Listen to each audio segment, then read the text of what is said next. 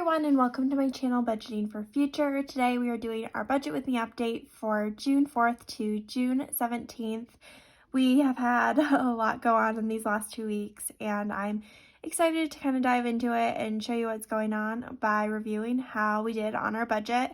News alert, it went bad. It's probably like the worst budget we've ever stuck to since I started the channel. So that's exciting. We'll kind of get into it as we go along. The first thing is that our incomes have actually drastically changed since this budget was created. So this is really the last paycheck of us making this amount of money. They actually adjusted all of our pay at our employer, and now we make about $8,000 more per year, which is pretty exciting, but was pretty unexpected all at the same time. We're still trying to figure out what it is actually we're going to do and what our plans are for the future, but this is the last time really with this kind of budget. We did receive roughly amount of the money that we thought we would. My husband received $1,565.44, and I received $1,272.33.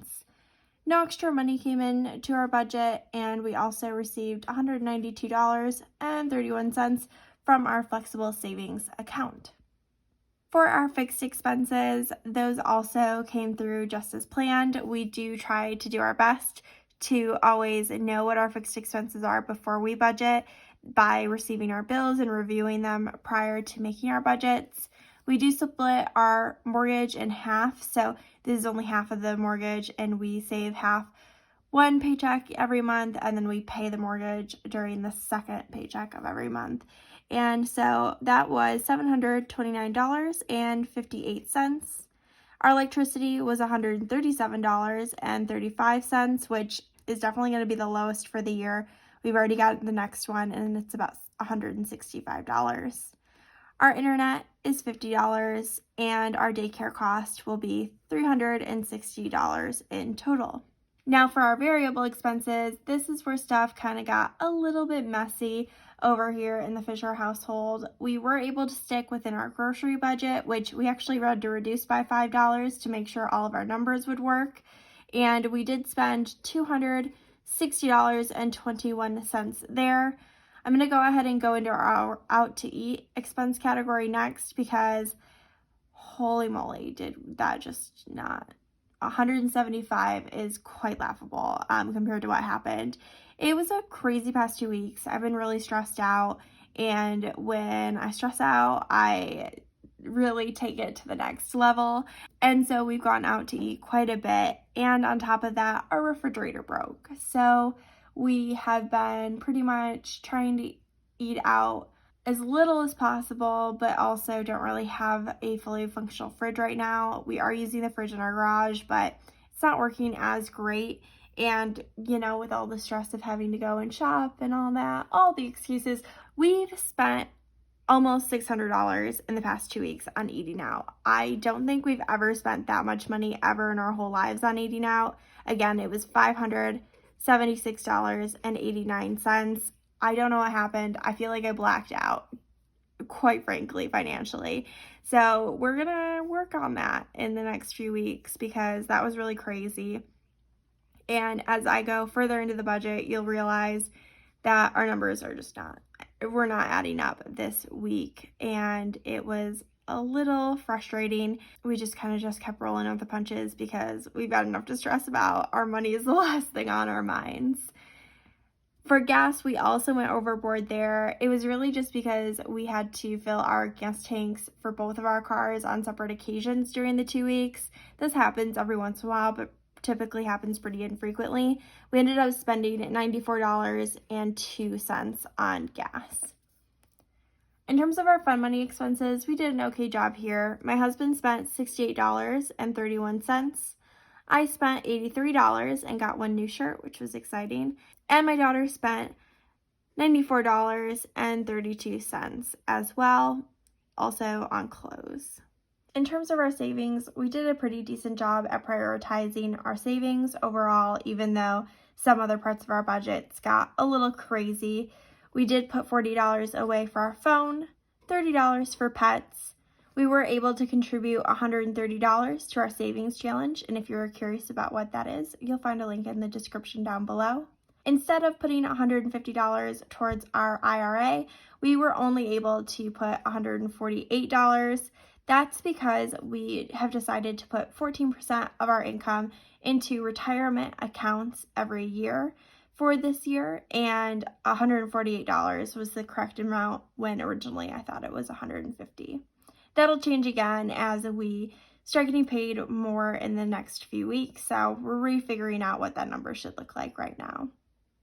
For Christmas, we were able to put $25 away there, and this maintenance category got a pretty big hit overall.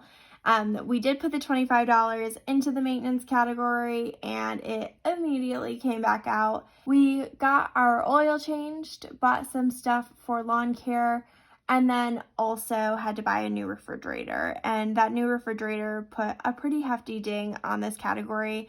We were able to find something that we really like for less than $1,400, so we're excited to get that, and luckily we've been talking about wanting to replace our different appliances anyways, so this just happened about a year earlier than what we had originally expected.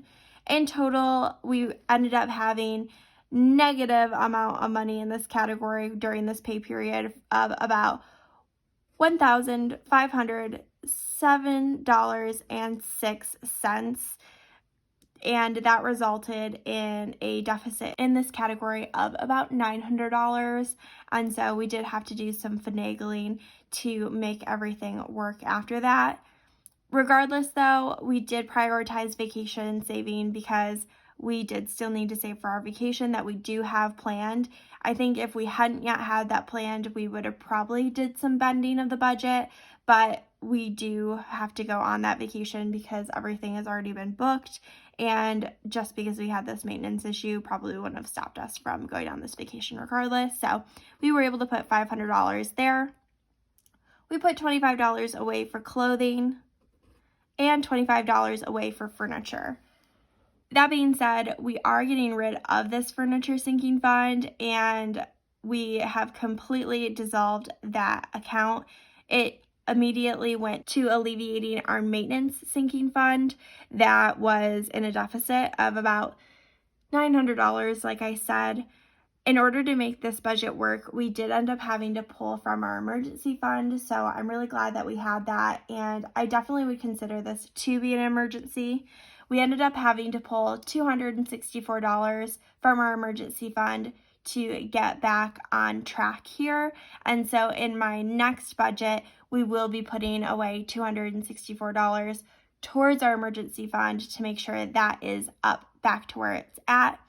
And so currently our maintenance sinking fund is at about $600, and our emergency fund is closer to $7,250.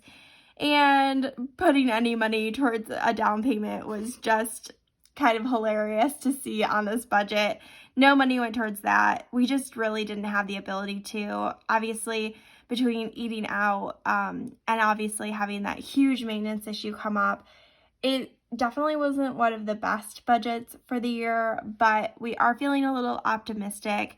We're still going to try and sort out this out to eating stuff because a lot of it really wasn't related to the maintenance issue. It was mostly just being like so stressed out and deciding to like eat all of my feelings. I like to do that every once in a while, so I am transitioning into a new role in my job, and I think that's going to really reduce my stress, but hopefully I will also reduce my eating and out to eat partaking during that time to alleviate that area.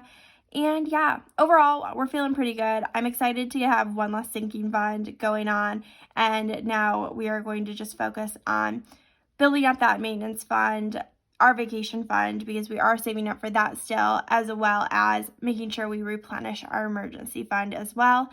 If you did enjoy this video, go ahead and give it a like, and also consider subscribing if you have made it this far. You must be liking something, so why don't you consider it?